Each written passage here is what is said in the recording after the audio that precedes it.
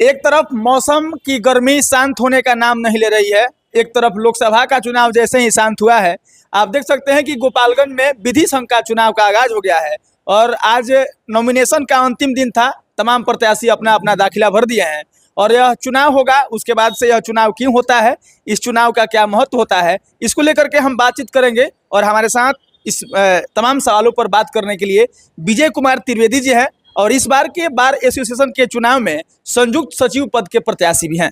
बहुत बहुत स्वागत है सर। हाँ, हम आप लोगों का स्वागत करते हैं। चलिए हम सवालों का सिलसिला शुरू करते हैं। ये जो मतलब विधि संघ का चुनाव होता है तो ये हर कचहरी में होता होगा बिहार में? हाँ, बिहार के हर कचहरी में हर जिला विधिज्ञ संघ बना हुआ है और हर 2 वर्षों पर हर विधिज्ञ संघ में चुनाव होता है। अच्छा, कहा जाता है कि देश में 3 तरह का चुनाव होता है। एक लोकल बॉडी का होता है जिसमें नगर परिषद, नगर निगम, पंचायत, उसके बाद एमपी और एमएलए का होता है। उससे यह अलग है चुनाव और इसका क्या महत्व है? जी, यह उससे अलग है और इसका चुनाव भी बिहार राज्य बार एसोसिएशन का होता है और डिस्ट्रिक्ट बार एसोसिएशन का होता है। दोनों में अलग अंतर है। दोनों का वो अपना एडमिनिस्ट्रेशन पावर देखता है और ये इसका कार्य सीमित है या बस अपने न्यायालय क्षेत्र में जो अधिवक्ता गण हैं उनके संबंधित ही यह कार्य करता है। जैसे अगर हम बात करें कि अगर मान लीजिए आप चुनाव जीत जाता है, चाहे जो यह चुनाव होता है संपन्न हो जाता है, तो इसमें जीते हुए तमाम जो प्रत्याशी और उम्मीदवार होंगे उनका क्या काम होगा?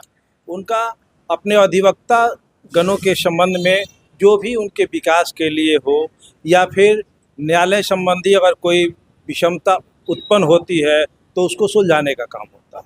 मतलब एक तरह से कहा जाए तो जो भी अधिवक्ता इस कचहरी में काम करने के लिए आते हैं, नए या पुराने, उनके कल्याण और समस्याओं के समाधान के लिए बनाए। जी जी जी। अच्छा, आगे बात करते हैं। इसमें मतलब जैसे आप सचिव, संयुक्त सचिव पद के प्रत्याशी हैं, अध्यक्ष भी होते होंगे, और कौन कौन से पद है इसमें? इसमें अध्यक्ष होते हैं, अध्यक्ष के बाद महासचिव होते हैं, 3 उपाध्यक्ष होते हैं, उसके बाद 3 संयुक्त सचिव होते हैं, 3 सहायक सचिव होते हैं, 1 ऑडिटर होते हैं और 1 कोषाध्यक्ष होते हैं। तो मोटे तौर पे 1500 लोग का स्ट्रेंथ है। ये 28 आदमियों का स्ट्रेंथ है। टोटल 28 आदमी का स्ट्रेंथ है, जिसमें 7 वरीय कार्यकारिणी है और 5 कार्यकारिणी है। कार्यकारिणी सदस्य 5 हैं और वरीय कार्यकारिणी 7 है और 3 ये पुस्तकालय सदस्य हैं। मान लीजिए आप चुनाव जीत जाएंगे तो आपको पैसा भी मिलेगा, जैसे वेतन भत्ता मिलता है? नहीं, इसमें कोई भत्ता नहीं है। ये बिना भत्ता का है। अपने आदमी चुनाव लड़ता है, एक संघ है, संघ का आदमी प्रतिनिधित्व करता है, उसके पदाधिकारी हैं और अधिवक्ता के कल्याण संबंधी जो भी बातें हैं उसी पर ध्यान देना। चलिए अब आते हैं मुद्दे पर। गोपालगंज कचहरी में आपको क्या क्या समस्या दिखता है? गोपालगंज न्यायालय परिसर में सबसे बड़ी समस्या है अधिवक्ताओं के बैठने का। यहाँ कोई भी बैठने का व्यवस्था नहीं है, नहीं सरकार द्वारा ही कोई व्यवस्था की जा रही है। आदमी यही मुद्दा उठा रहा है, आगे सरकार के द्वारा इससे मांग की जाएगी और उसी पर कार्य किया जाएगा। और मेडिक्लेम, अधिवक्ताओं के मेडिक्लेम, जैसे कि कोई अधिवक्ता बीमार हो जाता है या आकस्मिक निधन हो जाती है तो उनके परिवार का देखरेख या कल्याण के लिए जो भी काम हो वो मेडिक्लेम का आदि दावा का। बिहार छोड़ के आदमी जब बाहर जाता है, दिल्ली, हरियाणा, तो वहाँ के जब कचहरी को देखता है तो जैसे अपने यहाँ झोपड़ी दिखता है, ये सब वहाँ नहीं दिखता है। आदमी को पीने के लिए पानी भी शुद्ध मिलता है, वॉशरूम का भी व्यवस्था रहता है, लेकिन हम लोग तो ऐसा नहीं देखते हैं कि अपने कचहरी में इस तरह का व्यवस्था है। अगर आप चुनाव जीत जाते हैं तो ये सब व्यवस्थाएं क्या मतलब ठीक से हो पाएंगी फिर से? हम प्रयास करेंगे कि व्यवस्थाएं हो। ऐसे हमारे बार में शौचालय का व्यवस्था है लेकिन समुचित नहीं है, जितना होना चाहिए उतना नहीं है। अभी है लेकिन जितना होना चाहिए हर क्षेत्र में नहीं है, एक तरफ सीमित है। जबकि अधिवक्ता इस छोर से लेके और पश्चिमी जो